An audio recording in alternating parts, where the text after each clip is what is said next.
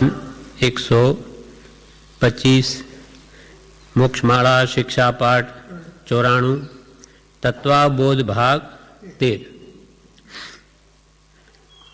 તત્વાબોધ ભાગ 13 12મા ભાગ સુધી પરમ કૃપાળુ દેવે જે ઉત્પાદ વ્યય ધ્રુવમ સત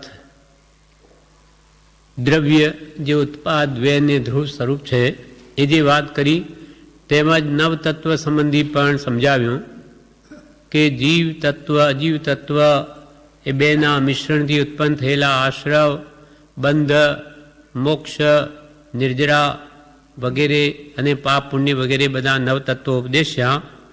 એના વિશે હવે કૃપાલદેવ આગળના પાઠોમાં એમ કે છે કે આ બધું કંઈ જૈન માટે જ મેં નથી કહ્યું, સર્વજન માટે, જનહિત માટે છે. સર્વાત્મા છે, કોઈ પણ કુલ મત માટે નથી. કેમ કે કોઈ પણ આત્મા ઉપર જૈનની છાપ નથી કે ભાઈ આ તો વૈષ્ણવ ને આ જૈન. બધા આત્મા છે જે આરાધે, જે જૈન એટલે જીનનો અનુયાયી, જીનેશ્વર ભગવંતે જે ઉપદેશ આપ્યો તે પ્રમાણે જે કરે વર્તે તે જ ખરો જૈન છે. જૈન કુલમાં ઉત્પન્ન થયો તેથી જૈન નહીં, પણ જે દિનના ઉપદેશને આરાધે તે જૈન, જીનનો અનુયાયી, વિતરાગનો અનુયાયી, રાગ દ્વેષ જેના ગયા એવા વિતરાગ ભગવંતોએ જે રાગ દ્વેષ જવાનો ઉપદેશ કર્યો તેને જે આરાધે તે જ ખરો જૈન છે. એ વિશે હવે આગળ કહે છે. શિક્ષાપાઠ 94 તત્વાબોધ ભાગ 13 જે હું કહી ગયો તે કંઈ કેવળ જૈન કુલથી જન્મ પામેલા પુરુષને માટે નથી. જે હું કહી ગયો તે કંઈ કેવળ જૈન કુલથી જન્મ પામેલા પુરુષને માટે નથી, પરંતુ સર્વને માટે છે. સર્વાત્માઓ છે. જેને જેને કલ્યાણ કરવું છે, જેને જન્મથી મુક્ત થવું છે તેને માટે આ વાત છે. જે હું કહી ગયો તે કંઈ કેવળ જૈન કુલથી ઉત્પન્ન થયેલા પુરુષને માટે નથી, પરંતુ સર્વને માટે છે.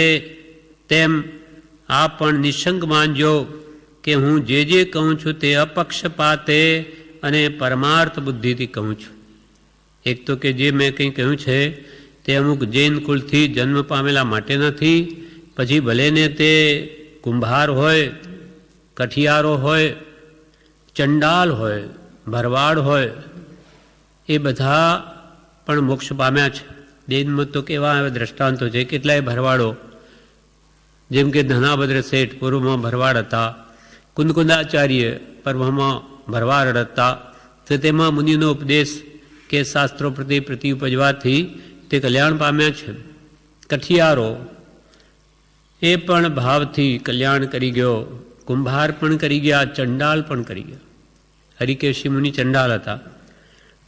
એમ જે ભગવાનના કહેલા આચારોને શુદ્ધ રીતે જે પાડે તે આત્મધર્મને પામે.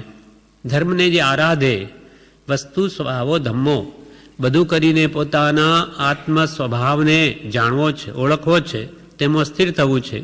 એનું નામ જ જ્ઞાન, દર્શન, ચારિત્ર. તો એ પ્રમાણે જે વર્તે તે સતને પામે. એટલે આ અમારો ઉપદેશ અથવા ભગવાન મહાવીરનો ઉપદેશ કે સર્વ જ્ઞાનીઓનો ઉપદેશ સર્વને માટે છે. એટલે હું જે કહી ગયો તે કેવળ જૈન કુલથી જન્મ પામેલા પુરુષને માટે નથી.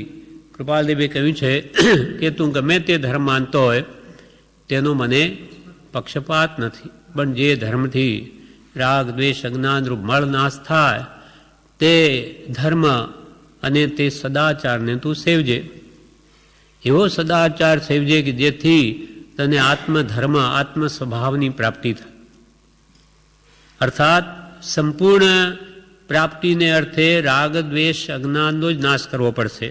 હવે રાગ દ્વેષ અજ્ઞાન સંપૂર્ણપણે તો વિતરાગ દર્શનથી થાય. છતાં પણ કોઈ ધર્મ માનતો હોય એમાં પણ તું વૈરાગ ઉપશમનો બોધ પામી અને ઉપર ઉઠે તો જ્ઞાનીઓ કે ના નથી પાડતા. તું કોઈ રીતે સતને પામ, આત્માને ઓળખ. પછી ગમે તે ધર્મ માનતો હોય તેનો મને કોઈ પક્ષપાત નથી. મારો ઉપદેશ તો છૂટવાની જેને કામના છે એના માટે છે. તે હું જે કંઈ કહી ગયો તે કંઈ કેવળ જૈન કુળથી જન્મ પામેલા પુરુષને માટે નથી. કેમ કે ઘણા જૈન નામ ધરાવે અને આચાર પણ શુદ્ધ ન હોય.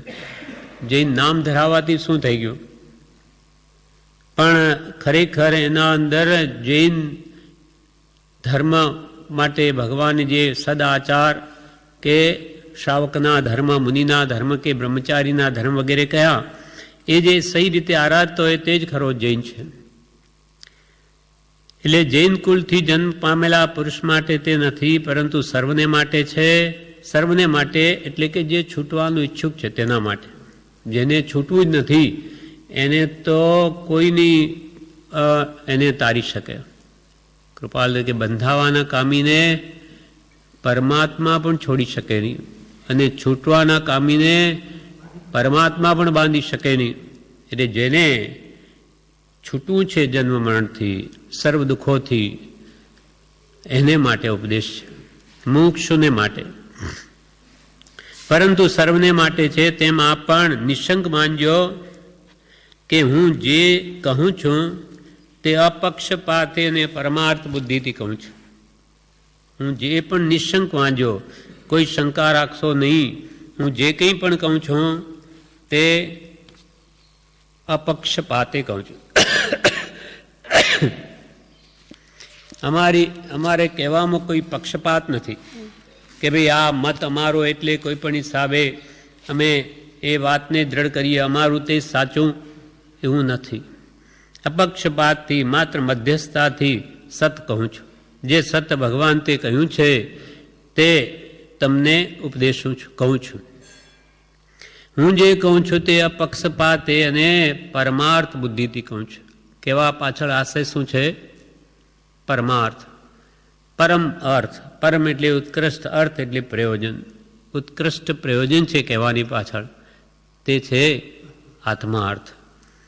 બધાના આત્માનું કલ્યાણ થાય, બધા શાશ્વત સુખ શાંતિને પામે, અને આ નરકના, નિગોદના, તિર્યંચના બધા દુઃખોથી છૂટે અને સર્વકાલને માટે પરમ સુખ શાંતિ પામે. માત્ર આવા એવી પરમાર્થ બુદ્ધિથી જ આ કહું છું. એમાં કોઈ બીજો સ્વાર્થ નથી. નોએ પૂજાદિની જો કામના રે, નોય વહાલું અંતર ભવ દુઃખ મૂળ માર્ગ સાંભળો જીનનો રે. જીનનો મૂળ માર્ગ કહું છું. નોય પૂજાદિની કામના, અમને મનાવવા પૂજાવાની કામના નથી. તમને કે સત ઉપદેશ હું તેથી તમે મને પૂજો, માનો, એવા કોઈ પક્ષપાત આશયને લઈને નથી કહેતો. તેમજ અમને ભવદુઃખ વાલું પણ નથી કે ભાઈ અમે તમને અસત માર્ગે ચડાવી દઈએ, તમે રજડો અને એના ફળમાં અમે રજડીએ.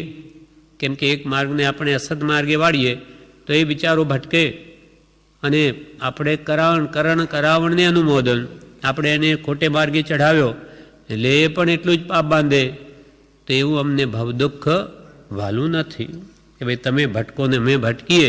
પણ સત્ય જે છે તે નિસ્વાર્થપણે મધ્યસ્થતાથી કહેવું છે. તેમાં પણ નિશંક બાજો હું જે કહું છું તે અપક્ષપાતે અને પરમાર્થ બુદ્ધિથી કહું છું.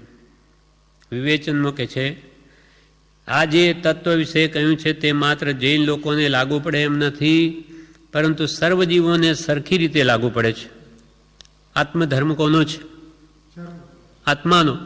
બધા આત્મા છે માટે સર્વનો. આત્મવિચાર કર્તવ્ય રૂપ ધર્મ ભજવો યોગ્ય છે. જેને મોક્ષે જવું હોય તે બધાને માટે આ કહ્યું છે. વળી કૃપાલદેવ કહે છે હું જે કહું છું તે કોઈ પણ ધર્મના પક્ષપાત વગર સત્ય કહેવાની બુદ્ધિથી કહું છું. અમારે સત્ય જણાવવું છે એવી નિષ્કારણ કરુણા બુદ્ધિથી કહીએ છીએ.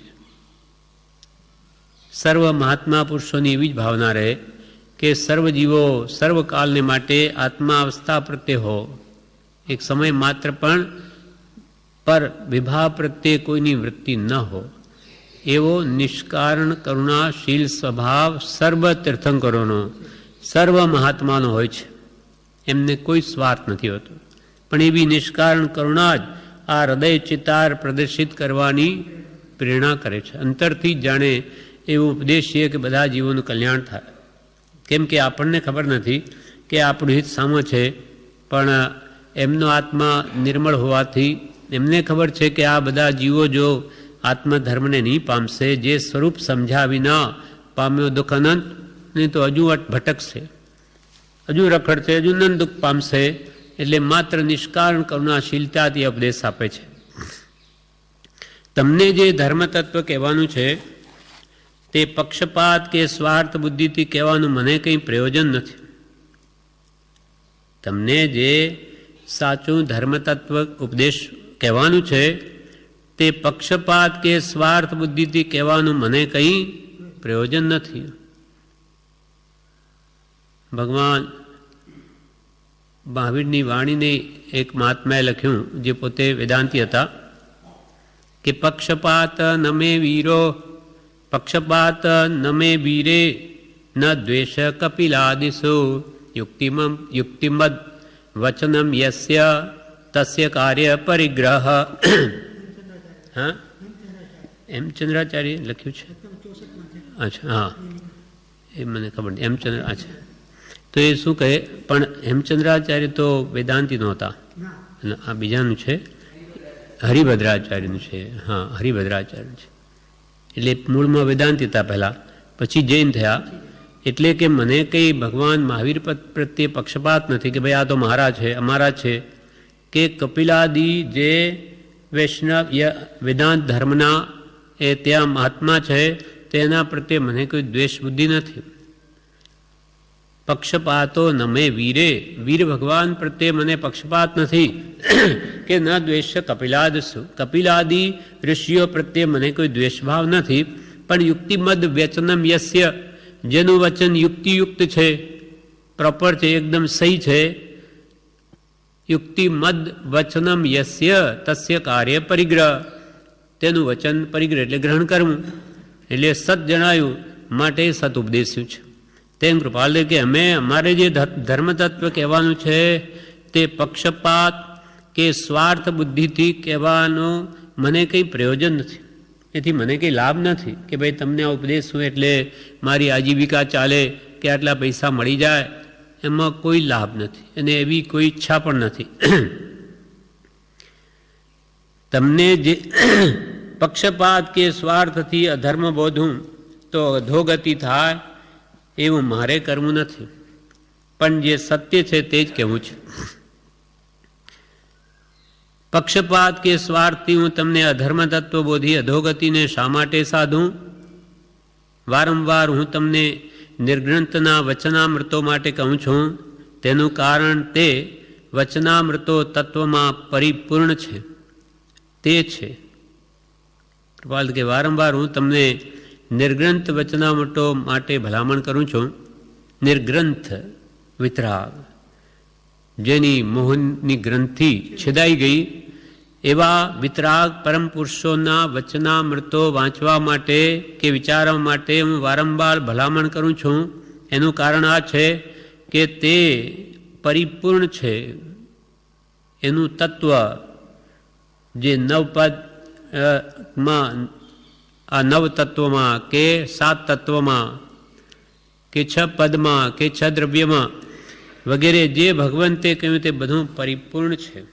પરી એટલે ચારે બાજુ, પૂર્ણ એટલે સંપૂર્ણ છે. એમાં કિંચિત માત્ર પણ ન્યૂનતા નથી.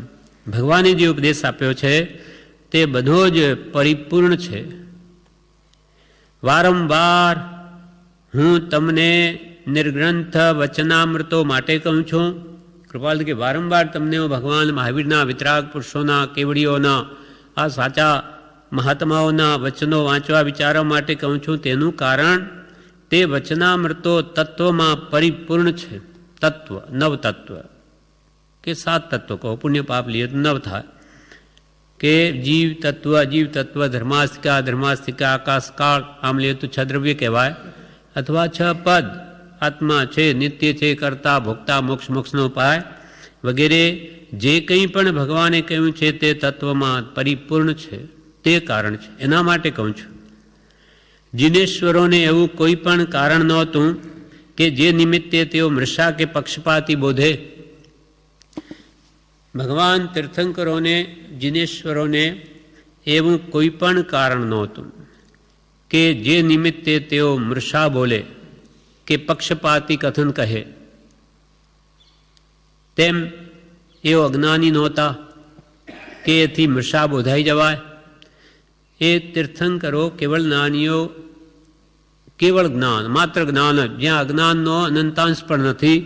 માટે આવા પુરુષોથી કદી જૂઠ બોલાઈ જવાય નહીં, કેમ કે એના જ્ઞાનથી કોઈ વસ્તુ બહાર છે જ નહીં, જે બધું જ જાણે છે.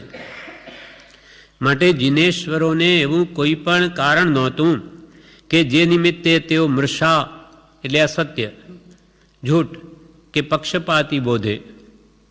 તેમ તેઓ અજ્ઞાની નહોતા કે જેથી મૃષા બોધાઈ જવાય કે ભાઈ એમને ખબર નહોતી એટલે અસત્ય કહેવાઈ ગયું. માણસ બે કારણોથી જૂઠ બોલે. એક તો અજ્ઞાનવશ કે ભાઈ ખબર નહીં નહોતી એટલે બોલાઈ ગયું. બીજું કષાયવશ, ક્રોધ, માન, માયા, લોભ, એને વશ મિથ્યા બોલે. પણ ભગવાનને તો એમનું એકેય કારણ નથી. ભગવાનમાં જ્ઞાન પરિપૂર્ણ, અજ્ઞાન છે જ નહીં, એટલે મૃષા ક્યાંથી કહે. અને બીજું ભગવાન તો કશાયનો અનંત અમો ભાગ પણ નથી કે જેના આધારે પણ કંઈ મિથ્યા બોલાઈ જવાય, એ પણ નથી. માટે ભગવાને જે કહ્યું તે સત્ય જ કહ્યું છે. ન સમજાય તો આપણી ખામી છે. તેઓ અજ્ઞાની નહોતા કે જેથી મૃષા બોધાઈ જવાય. આશંકા કરશો કે એ અજ્ઞાની નહોતા, એ શા ઉપરથી જણાય કે એ અજ્ઞાની નહોતા તીર્થંકરો, એ તમે શા આધારે કહો છો? આશંકા કરશો કે એ અજ્ઞાની નહોતા, એ શા ઉપરથી જણાય? તો તેના ઉત્તરમાં એઓના પવિત્ર સિદ્ધાંતોના રહસ્યને મનન કરવાનું કહું છું. એટલે ઉત્તરમાં તમને કહું છું કે આવા પવિત્ર પુરુષોના જે સિદ્ધાંતો છે એને તમે મનન કરો, ચિંતન કરો, વિચારો ઊંડાણથી, પછી તમને જ ખબર પડશે કે ખરેખર એમાં કેટલી સત્યતા રહી છે. ઉપરથી કહી દે કે આ જૈન ધર્મ નાસ્તિક છે, એ યોગ્ય નથી. જેમ કે કૃપાલદેવ વવાણીયામાં હતા, ત્યાં એક સંન્યાસી આવ્યા, વેદાંતના અભ્યાસી, અને જે બહુ જૈન ધર્મની નિંદા કરે. કૃપાલદેવના કાનમાં વાત આવી કે આ જૈન ધર્મની નિંદા કરે છે. એટલે કૃપાલદેવ પાસે પણ એમનું નામ સાંભળીને ત્યાં મળવા આવે છે. ત્યારે કૃપાલદેવ એમનો વિનય સાચવે. પહેલાં તો પોતે ગ્રસ્ત અવસ્થામાં છે, એ સંન્યાસી છે, તો એમને ઉપર બેસાડ્યા, પોતે સામે બેઠા, અને પછી ચર્ચા ચાલી વેદાંત સંબંધી બીજી, પછી જૈન સંબંધી પણ ચાલી. ત્યારે એ થોડું બીજું બોલવા માંડ્યા જૈન માટે. ત્યારે કૃપાલદેવ કહે કે આપને જૈન ધર્મ સંબંધી કુછ પढ़ा है, કંઈ વાંચ્યું છે? तो कि नहीं, पढ़ा तो नहीं है.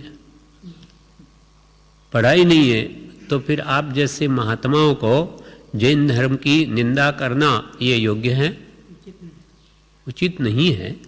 કેમ કે જ્યારે તમે જાણતા જ નથી કે એમાં શું તત્વો છે, ખાલી સાંભળીને જ તમે આમ કહી દો કે જૈન नास्तिक है, 4 वाक में से निकला है, वो असत है, ईश्वर को मानता नहीं है. ईश्वर को तो मानता है, कृपाल माने છે, પણ ઈશ્વર જગતનો કરતા નથી એમ માને છે. ઈશ્વરને તો માને જ છે, પણ ઈશ્વરને જ માનતા નથી. આમ કરીને તમે કે આમ એના તત્વો વાંચો જ નહીં ને આવા મોટા તમે મહાત્મા કહેવાઓ, આ તમને યોગ્ય નથી લાગતું. અને જે ચર્ચાઓ થાય એમાં એમને લાગી કે ઓહો, એમના આગળ હું આગળ બેસવા લાયક નથી, તરત જ ઉઠીને નીચે આવે છે. ત્યાં તો કેટલા મહાજ્ઞાની છે, શું એનો જ્ઞાનનો ક્ષપસમ, શું સમજાવવાની શૈલી, એટલે તરત જ એ આગળ આવીને બેઠા અને પછી નમસ્કાર કરીને જાય છે. એમ વસ્તુ આ ધર્મ શું છે એના જાણ્યા વગર જ માત્ર કહેતા કહેતી નિંદા કરવા માંડી પડવું તે યોગ્ય નથી. એમ અહીંયા કહે છે એના આશંકા કરશો કે અજ્ઞાની નહોતા એ સા ઉપરથી જણાય તો તેના ઉત્તરમાં આવ્યોના પવિત્ર સિદ્ધાંતો ભગવાન તીર્થંકરોએ અનુભવથી સિદ્ધ કરેલા બધા સિદ્ધાંતો જે ત્રિકાળમાં નહીં ફરે, ભગવંતે જે કહ્યું ત્રણેય કાળમાં એમાં કોઈ દિવસ બાધા આવે જ નહીં એવા અકાટ્ય હોય એવા પવિત્ર સિદ્ધાંતોના રહસ્યને મનન કરવાનું કહું છું. મનન એટલે ઊંડા ઉતરીને વિચારો કે આમાં કેટલી સત્યતા રહી છે. અને એમ જે કરશે તે તો પુનઃ આશંકા લેશ પણ નહીં કરે. કૃપાલ કે જો ખરી રીતે ભગવાન તીર્થંકરોના જિનેશ્વરના વચનોને ઊંડાણથી વિચારશે તે તો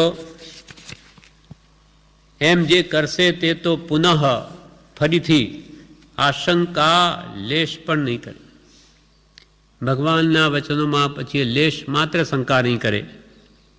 જૈન મત પ્રવર્તકોએ મને કંઈ ભૂરસી દક્ષિણા આપી નથી, તે મેં મારા કંઈ કુટુંબ પરિવારી પણ નથી કે એ માટે પક્ષપાતે હું કંઈ પણ તમને કહું કે જૈન મત પ્રવર્તકોએ જૈન મત જેને પ્રવર્તાવ્યો એને ભગવાન તીર્થંકરો પછી આચાર્યોએ ભગવાનનો ઉપદેશ લઈને જે માર્ગ પ્રવર્તાવ્યો એ લોકોએ કંઈ મને ભૂરસી દક્ષિણા આપી નથી કે ભાઈ અંદર લાંચ, હા કે ભાઈ તમે જૈન ધર્મનો ખૂબ પ્રચાર કરજો, લો આ તમને 50,000 રૂપિયા કે લાખ રૂપિયા એવું બી આપવા આવેલા કૃપાલદેવને. સ્થાનકવાસીઓ જ્યારે સાંભળ્યું કે આ વ્યક્તિ બહુ જ ક્ષોભસમવાન છે, ઘણો શાસ્ત્રના જાણકાર છે, એટલે એમની પાસે 2 જણ આગેવાન આવ્યા સ્થાનકવાસીના અને કહ્યું કે આપ આ ઢુંડક મતને દીપાવો, અમારું જે ઢુંડક મત છે ઢુંડિયા મત એને આપ દીપાવો અને એના માટે આપ જે કહેશો તે અમે કરવા તૈયાર છે. પછી અમને પૈસા કહ્યું આવી બધી સુખ સગવડ અમે આપીશું, તમે આ બધું કરો. ત્યારે કૃપાલદેવ શું કહે, જે સત્ય હશે તે જ કહેવાશે. અને પછી કહ્યું કે તમે જે આવી બધી વાત કરી છે આવી લાલચની એ બિલકુલ યોગ્ય નથી. તમે આમ ધર્મ પ્રવર્તાવવા માટે પૈસા આપો, લાલચ બતાવો એ તમને શોભતું નથી. તમે ધર્મના આગેવાન થઈ અને આવો ધર્મ પ્રવર્તાવવા માટે તમે અંદર ખાને આવી રીતે બધું કરવા ઈચ્છો, યોગ્ય નથી. અને અહીંયા તો જે સત્ય છે તે જ કહેવાશે. એમ જૈન મત પ્રવર્તકોએ મને કંઈ ભૂરસી દક્ષિણા આપી નથી કે દક્ષિણા ભૂરસી દક્ષિણા એટલે મોટી લાંચ એ આપી નથી, તેમ એ મારા કંઈ કુટુંબ પરિવારી પણ નથી કે એ માટે પક્ષપાતે હું કંઈ તમને કહું. જૈન ધર્મ તો વિશ્વ ધર્મ છે, અર્થાત જે આરાધે તેના માટે છે. અને જૈનો આ બધા કંઈ મારા કુટુંબ પરિવારીઓ નથી કે એના માટે હું આવી રીતે પક્ષપાત રાખું. આ તો ધર્મની બાબત છે. પક્ષપાત તો મહાત્માઓ વ્યવહારમાં પણ ન કરે, નાની પુરુષો તો ધર્મમાં શું કરે.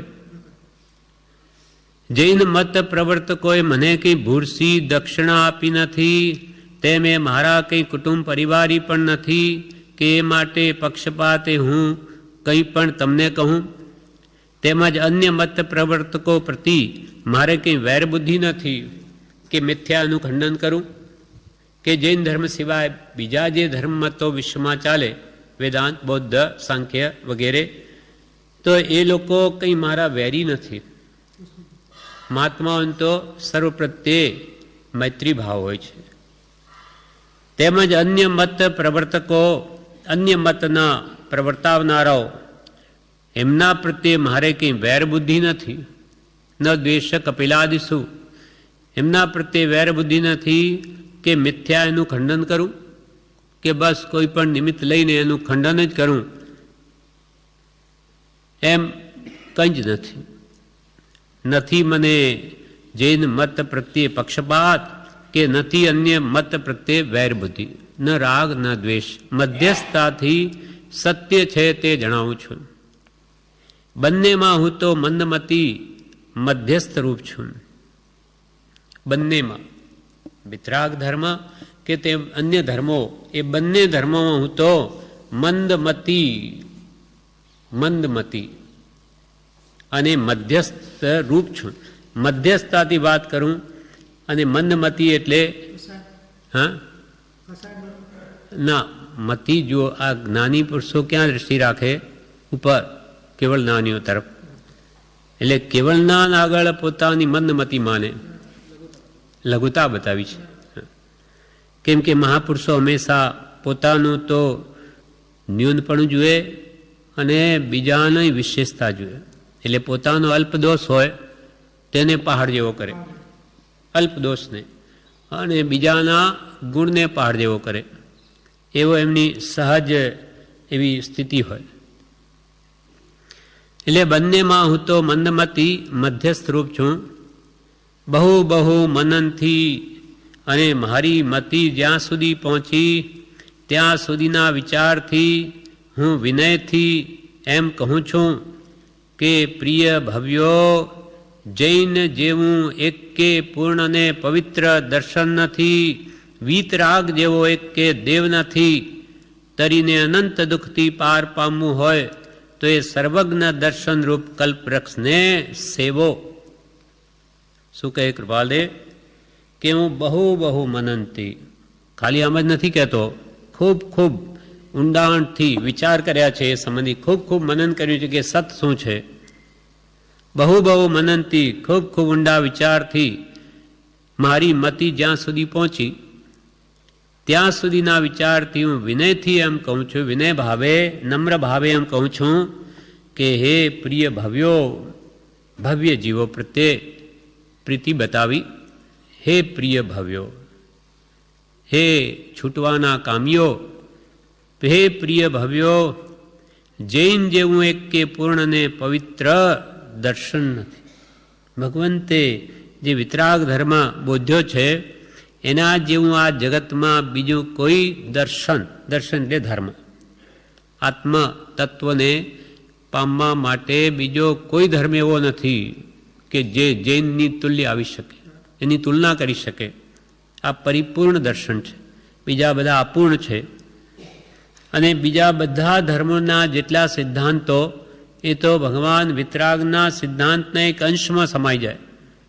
એટલું બધું વિશાળ જ્ઞાન ભગવાન વિતરાગોનું છે, અનંત જ્ઞાન છે. મને મારી મતિ જ્યાં સુધી પહોંચી અને બહુ મનનથી વિચાર કરીને હું વિનય ભાવે કહું છું કે હે પ્રિય ભવ્યો, જૈન જેવું એક કે પૂર્ણ વિતરાગનો કહેલો પરમ શાંત રસમય ધર્મ પૂર્ણ સત્ય છે એવો નિશ્ચય રાખો. આવું કે નક્કી રાખજો મનમાં. ન સમજાય તો પણ વિતરાગે કહેલું તે તો સત્ય જ છે, સંપૂર્ણ સત્ય છે. અંશ માત્ર તેમાં ન્યૂનતા છે જ નહીં. ન્યૂનતા મારી છે, અનધિકારીપણાને લીધે, એટલે મારી અયોગ્યતાને લઈને તેમાં સત્પુરુષના યોગ વિના સમજાતું નથી. પણ વિતરાગોએ તો બધું સત્ય જ કહ્યું છે. કેમ કે અસત કહેવાનું એમને કોઈ પ્રયોજન નહોતું. જેવું જગત હતું તેવું કહી દીધું. એમને બીજી રીતે કહેવાથી ફાયદો શું? અને કેવળ જ્ઞાનમાં જેવું જણાવ્યું તેવું કહ્યું, કોઈ ન્યૂનાધિક કહ્યું નથી. વસ્તુમાં અનંત ગુણધર્મ જોયા તો એને કેમ બતાવવા? એક સાથે કહી શકાય નહીં. એટલે નયથી, નિક્ષેપથી, પ્રમાણથી, દ્રષ્ટાંતથી એ વાતોને ભગવંતે સમજાવી છે. છતાં પણ સંપૂર્ણ તો એ કહી શકે જ નહીં. કેવડીઓ પણ જે જુએ છે એના જ્ઞાનમાં એ બધું તો જણાવી જ ન શકે. બંનેમાં હું તો મંદમતી મધ્યસ્થ રૂપ છું. બહુ મનનથી અને મારી મતિ જ્યાં સુધી પહોંચી ત્યાં સુધીના વિચારથી હું વિનયથી એમ કહું છું કે પ્રિય ભવ્યો, આપણા માટે કહે છે કે હે પ્રિય ભવ્યો, તમને જન્મમરણથી છૂટવું હોય તો જૈન જેવું એક કે પૂર્ણ અને પવિત્ર દર્શન નથી. જે પવિત્રતા, જે નિર્મળતા, એના આચાર પણ એક ઉત્તમ છે. આ ત્યાગ માર્ગ છે. રાગ માર્ગથી રહિત થવું હોય તો આવો ત્યાગ માર્ગ સંપૂર્ણ રાગ દ્વેષથી મુક્ત કરી શકે એવો આ માર્ગ છે. જૈન જેવું એકે પૂર્ણને પવિત્ર દર્શન નથી અને વીતરાગ જેવો એકે દેવ નથી. વીતરાગ સમો દેવો ન ભૂતો. ભવિષ્યકાળમાં તો એવો ભૂતકાળમાં તો થયો નથી અને ન ભવિષ્યતિ. ન ભૂતો ન ભવિષ્યતિ. ભૂતકાળમાં એવો 18 દૂષણ રહિત બીજો કોઈ દેવ થયો નથી અને ભવિષ્યમાં થવાનો નથી. ખરેખર આ દેવ કોણ? તો કે વીતરાગ. તે પ્રતિમાની વાત કરી. દર્શનયોગ મુદ્રા કહી તો વિતરાગતા સૂચવે તે. તેમ જેને સંપૂર્ણ વિતરાગતા આવી એ જ ખરો દેવ છે. 18 દૂષણ રહિત દેવ. જૈન જેવું એકે પૂર્ણને પવિત્ર દર્શન નથી. વીતરાગ જેવો એકે દેવ નથી. તરીને અનંત દુઃખથી પાર પામવું હોય તો એ સર્વજ્ઞ દર્શનરૂપ કલ્પવૃક્ષને તમે સેવો. જો તમારે પણ જો સર્વ જન્મ જરા મૃત્યુ રોગ શોક ચિંતા ઇષ્ટ વિયોગ અનિસંયોગ વગેરે બધા દુઃખોથી મુક્તિ મેળવી હોય તો એ સર્વજ્ઞ દર્શનરૂપ કલ્પવૃક્ષને સેવો. જૈન દર્શન. જૈનેશ્વર ભગવંતોએ રાગ દ્વેષથી રહિત થઈ કેવળી પ્રરૂપિત ધર્મ એટલે કે કેવળ જ્ઞાનથી જોઈને જે આત્મધર્મ ઉપદેશ્યો તેને સેવો. એટલે તે પ્રમાણે વર્તો. એની આજ્ઞા ઉઠાવો તો તમને પણ ઈચ્છિત વસ્તુની પ્રાપ્તિ થશે. તરીને અનંત દુઃખથી આપણે અનંત દુઃખ ભોગવીએ છીએ અનાદિકાલથી. જન્મ જરા અને મૃત્યુ મુખ્ય દુઃખના હેતુ અથવા આધિ વ્યાધિને ઉપાધિ. ત્રિવિધ તાપાગ્નિ તો હંમેશા આપણે ભોગવીએ છીએ. માનસિક પીડા, શારીરિક દુઃખ, રોગ એ ત્રિવિધ તાપ છે. આધિ વ્યાધિને ઉપાધિ. માનસિક દુઃખ તે આધિ, શારીરિક દુઃખ તે વ્યાધિ અને આ કુટુંબ વેપાર વ્યવહાર આદિ બધી ઉપાધિ એનાથી 14 રાજલોક પ્રજ્વલિત છે. સંસારી જીવો બધા દુઃખી અને ઉપરથી પાછું જન્મ જરા અને મરણ. જન્મવું અને આ દુઃખો ભોગવવા અને મરી જવું. પાછા જન્મો, પાછા રાગદ્વેષ કરો, પાછું આ બધું દુઃખ ભોગવો. જન્મથી શું નહીં, પહેલાં તો ગર્ભના દુઃખ જ કેટલા ભયંકર છે. 9 મહિના સુધી ઊંધે મસ્તકે કેવું એ દુઃખ ભોગવે છે. તો કૃપાલ કે કોમળ બાળકને 3.5 કરોડ રોમ હોય એને લાલ ચોળ સોયા, એક સોઈ પણ આપણને ઇન્જેક્શનની લાગે તો આ હમણો મારશે ઇન્જેક્શન એટલે જાણે વાગશે હમણો. પણ એવી 3.5 કરોડ સોયો એક સાથે લાલ ચોળ ગરમ કરીને આપણને ભોંકી હોય તો કેવું દુઃખ થાય. એક પણ સહન કરવી ભારે. તો એવી એનાથી ઉત્પન્ન થતી વેદના એને 8 ગુણી કરો. 8 ગુણી એટલી વેદના તો કૃપાલ કે જીવ જ્યારે ગર્ભસ્થાનમાં રહે છે ત્યારે પામે છે. એવી અનંત વાર આપણે ભોગવી છે. જન્મ વખતે એના કરતાં પણ વિશેષ વેદના છે. બાલ્યવયમાં ક્યાં સુખ છે? રડીએ રજડીને કે એ બાલ્યવય પૂરી થાય પછી કિશોરાવસ્થા આવે ત્યાં ભણવું. આજે તો ભણવાનું કેટલું બધું એ થઈ ગયું. એને નવરાશ નહીં આવે. પોટલા ઉપાડો માંડ જાણે મજૂરની જેમ, એટલું બધું વજન પુસ્તકોનું. અને એ ભણીને મોટો થયો કે પછી બળદગાડીએ જાણે જોડ્યા હોય એમ બેને એવા જોડે કે આખી જિંદગી બહાર ખેંચ્યા જ કરો. એ ગાડું ખેંચતા સંસારનું કુટુંબને ઉપર બેસાડી છોકરા છૈયા વ્યવહાર કરતો ગરડો થઈ જાય. એટલે પથારીમાં પડતો ખાંસી કે બીમારી ભોગવતો મરી જાય. અંતે મરણના દુઃખ ભોગવી. આ મનુષ્ય ભાવનું સુખ. દુઃખ કહેવાય સુખ પણ છે તો બધું દુઃખ જ. તો આવા અનંત દુઃખ માણસે અનંત વાર ભોગવ્યા. આવા મનુષ્ય આ તો આપણને અનુભવમાં છે અને ઢોર પશુને અનુભવમાં. નરક નિગોદયની તો એના પણ ભયંકર એનાથી. તો કે આવું અનંત વાર ભોગવ્યું ને હવે પણ ન સમજે તો બધું દુઃખ ઊભું છે. અને એ દુઃખથી છૂટવું હોય, આ સંસારના અનંત દુઃખથી તરીને પાર પામવો હોય તો એ સર્વજ્ઞ દર્શનરૂપ કલ્પવૃક્ષને સેવો. ભગવંતે જે વિતરાગ ધર્મ રાગ દ્વેષથી રહિત થવાનો ઉપદેશ છે, વિતરાગ માર્ગ, તેના કહ્યા પ્રમાણે ચાલો તો તમે જન્મથી જરૂર મુક્ત થઈ શકો. વિવેચનમાં કે છે, પક્ષપાત કે સ્વાર્થથી અધર્મ બોધું તો અધોગતિ થાય એવું મારે કરવું નથી. કૃપાલ કે હું પક્ષપાત રાખી અને તમને અધર્મ બોધું, અધર્મ કે જેથી તમારા આત્મ સ્વભાવની પ્રાપ્તિ ન થાય પણ તમે એથી વિશેષ દૂર જાઓ. ધર્મ કહે આત્મ સ્વભાવ કો, તમે આત્મ સ્વભાવને ન પામો પણ અનંત સંસારને જ વધારો, એવું અધર્મ જો હું બોધું તો મારી પણ અધોગતિ થાય. પક્ષપાત કે સ્વાર્થથી જો હું તમને અધર્મ બોધું તો મારી પણ કૃપાલ કે અધોગતિ થાય, અને એવું મારે કરવું નથી. એવું ભવ દુઃખ મને વાલું નથી. પ્રભુશ્રી પણ એ જ કહેતા કે તમને ખોટે માર્ગે ચડાવીએ એથી પ્રભુ તમે રજડો, એવું ભવ દુઃખ અમને વાલું નથી, પણ આ સત છે, આ માર્ગમાં ભૂલ નથી, માટે કહીએ છીએ. પણ જે સત્ય છે તે જ કહેવું છે. વારંવાર તીર્થંકરના કહેલા વચનો વાંચવા ભલામણ કરું છું. તેનું કારણ એ કે તે વચનોમાં પરિપૂર્ણ સત્ય તત્વ રહેલું છે. પરિપૂર્ણ સત્ય, અંશ માત્ર અસત્ય નહીં. જીનેશ્વરોએ પરિપૂર્ણ સત્ય તત્વ જાણ્યા પછી નિસ્વાર્થપણે પક્ષપાત રહિત એ વચનામૃતો સર્વ જગત જીવોના હિતને માટે ગયા છે. પહેલાં તો જીનેશ્વરોએ પોતે અત્યંત પુરુષાર્થ કરી, તપ જપ ખૂબ આદરી અને ખૂબ સાધના કરી, આરાધના કરીને પોતાના આત્માની શુદ્ધિ કરી, સર્વ કર્મથી રહિત કર્યો આત્માને. અને એવા જીનેશ્વરોએ પછી પરિપૂર્ણ સત્ય તત્વ પોતે પ્રાપ્ત કરી જાણ્યા પછી નિસ્વાર્થપણે પક્ષપાત રહિત એ વચનામૃતો સર્વ જગત જીવોના હિતને માટે કહ્યા છે. સર્વ જગતનું કલ્યાણ થાય એના માટે આ ભગવંતોએ તત્વોપદેશ.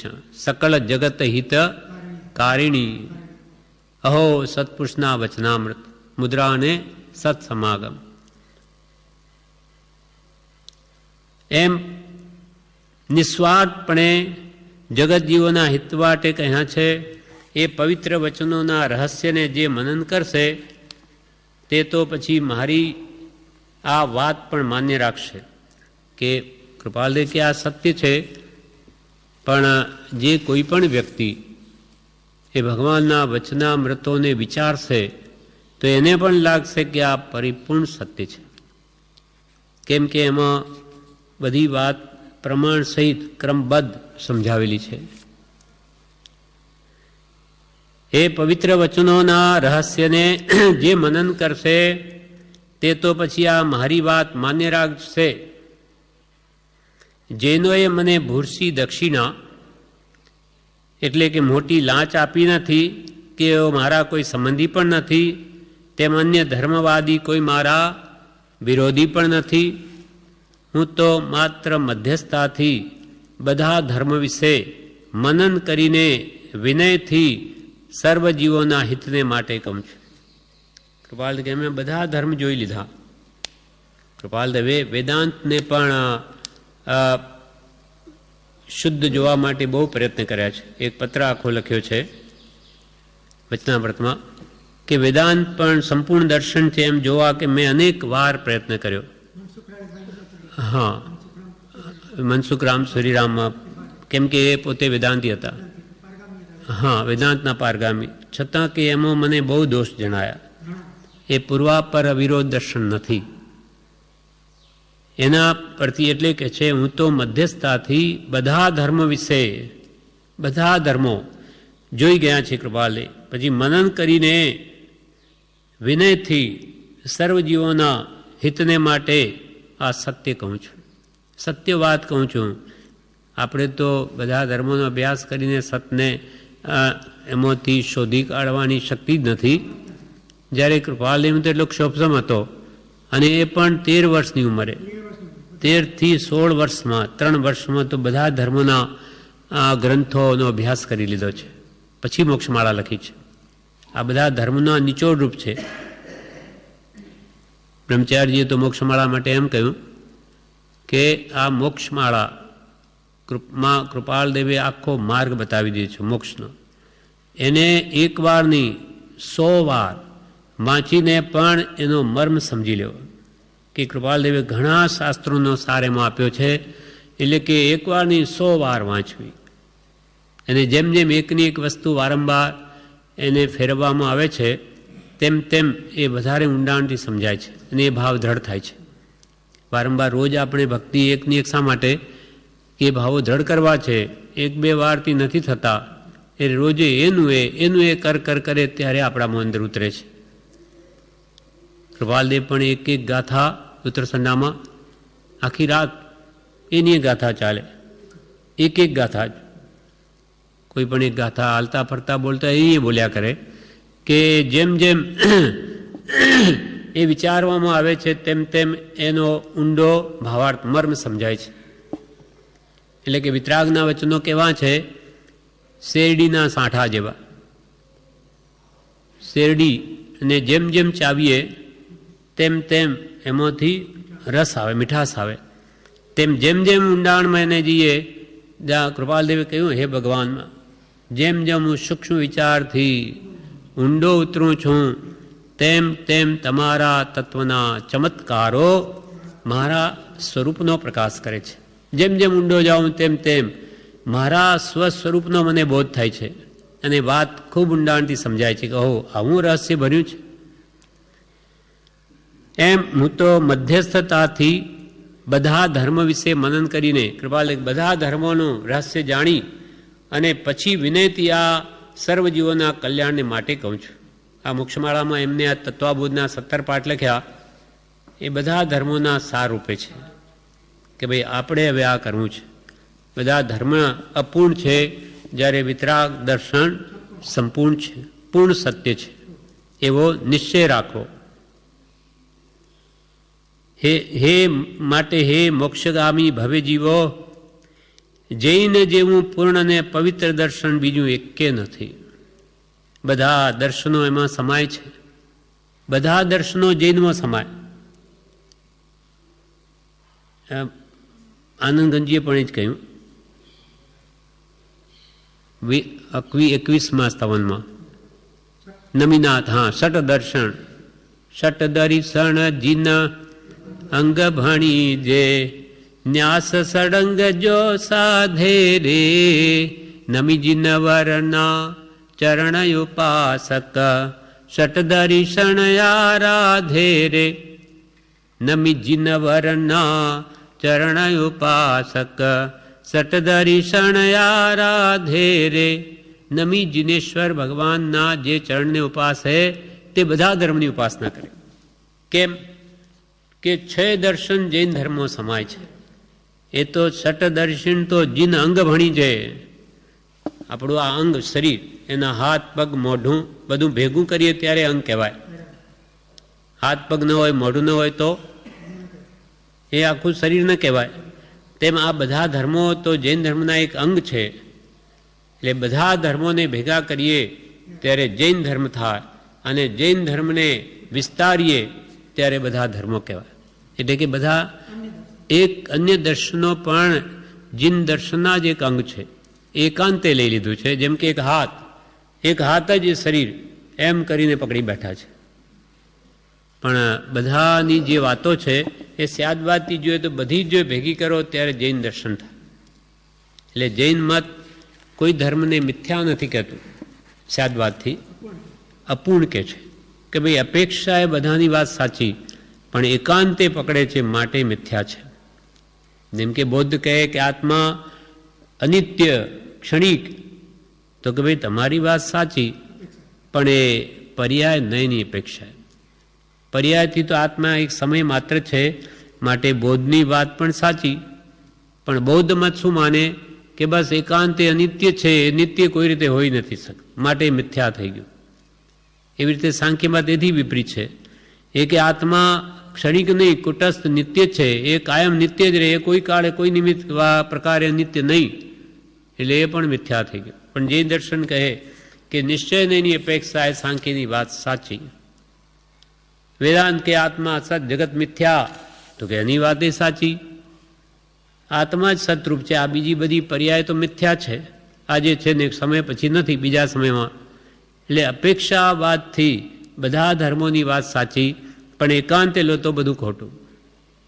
માટે બધા ધર્મો જૈન દર્શનમાં સમાય, દર્શન સટે સમાય છે. આ સટ સ્થાનકમાં કૃપાલદેવે આ 6 સ્થાનક જે કે આત્મા છે, નિત્ય, કરતા, ભોગતા, મોક્ષ, મોક્ષનો ઉપાય, એ 6 બધા ધર્મો સમાય. કેમ કે બધા ધર્મો પણ એની જ વાત કરે છે, પણ એકાંતે કહે છે. કોઈ કહે છે કે આત્મા કરતા છે પણ ભોગતા નથી, કોઈ કહે છે ભોગતા છે પણ કરતા નથી, કોઈ કહે છે કરતાય નથી ભોગતાય નથી, કોઈ કહે છે જીવ જ નથી, કોઈ કહે જીવ ઉત્પન્ન થયો જ નથી, કોઈ કે નિત્ય નથી. આમ એકાંતે બધું કહે. જ્યારે કૃપાલ કે બધી અપેક્ષાએ વાત બધાની સાચી, પણ એકાંતે બધું જ મિથ્યા. એટલે સ્યાદવાદ છે તે જૈન દર્શનનો પ્રાણ છે. પક્ષપાત એમ હું મધ્યસ્થતાથી બધા ધર્મ વિશે મનન કરીને વિનયથી સર્વ જીવોના હિતને માટે કહું છું કે હે મોક્ષગામી ભવે જીવો, જૈન જેવું પૂર્ણ ને પવિત્ર દર્શન બીજું એકે નથી, બધા દર્શનો એમાં સમાય છે. વિતરાગ જેવો બીજો એકે દેવ નથી, એ જ એક સાચો દેવ અથવા ઈશ્વર છે. માટે જો તમારે સંસારથી છૂટવું હોય તો એ સર્વજ્ઞ ભગવાનના કહેલા ધર્મરૂપી કલ્પવૃક્ષને સેવો, તો ઉત્તમ ફળને પામશો, મોક્ષરૂપી ફળ આવશે. જો ભગવાને કહેલા વચન પ્રમાણે તમે ચાલશો તો તમે આભમય સુખી થશો, શાંતિ મળશે, અને ભવો ભાવ તમારો આત્મા સર્વકાળને માટે શાશ્વત સુખ શાંતિને પામશે. માટે વિતરાગ પુરુષે કહેલું તે જ માન્ય રાખજો. આ પ્રમાણે આ પાઠ 94 પૂરો થયો. 95 આવતીકાલે લઈશું.